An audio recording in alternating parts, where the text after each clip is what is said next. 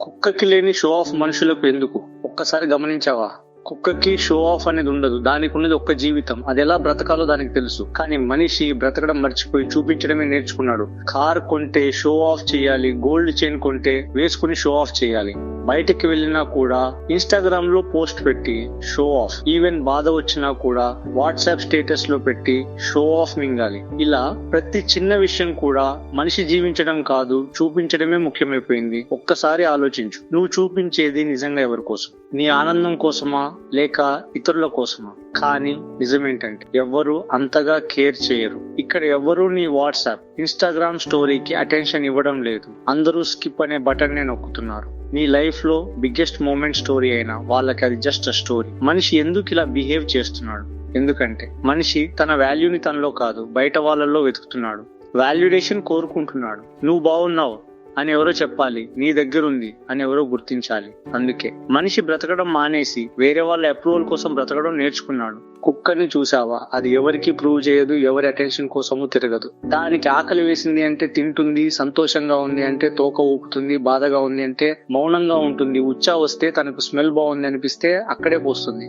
కానీ మనిషి మాత్రం బాధలో ఉన్నా స్మైల్ తో ఉన్న పోస్ట్ చేస్తాడు, ఎంప్టీగా ఉన్నా హ్యాపీ క్యాప్షన్ పెడతాడు.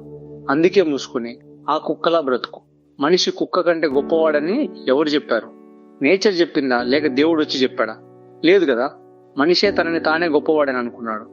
అందుకే అతను నేచర్ ని డామినేట్ చేయాలని చూస్తాడు. యానిమల్స్ కంటే తాను గ్రేట్ అనుకుంటాడు. కానీ నిజమేంటంటే కుక్కకున్న క్లారిటీ మనిషికి లేదు. కుక్కకు తెలుసు ఎప్పుడు మొరగాలో, ఎప్పుడు మౌనంగా ఉండాలో.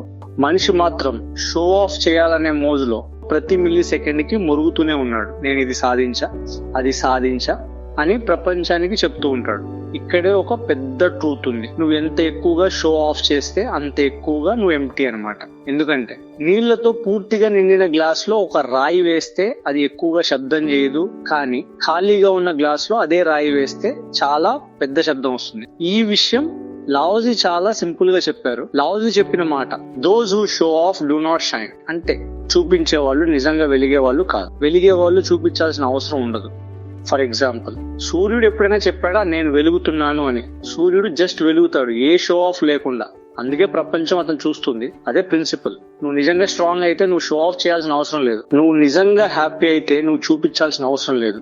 షో ఆఫ్ అనేది నీ ఇన్సెక్యూరిటీకి మాస్క్. కానీ గుర్తుంచుకో, నువ్వు ఎవరిని ఇంప్రెస్ చేయాలని ట్రై చేస్తున్నావో వాళ్ళు ఆల్రెడీ తమ లైఫ్ లో బిజీగా ఉన్నారు. వాళ్ళు నీ గురించి ఎక్కువగా ఆలోచించరు. అందుకే stop this show off life, start living real life. కుక్కలా బ్రతకమని కాదు, కానీ దానిలో ఉన్న ఆనెస్టీ నేర్చుకో, దానిలో ఉన్న క్లారిటీ తీసుకో. అప్పుడే షైన్ అవుతావు.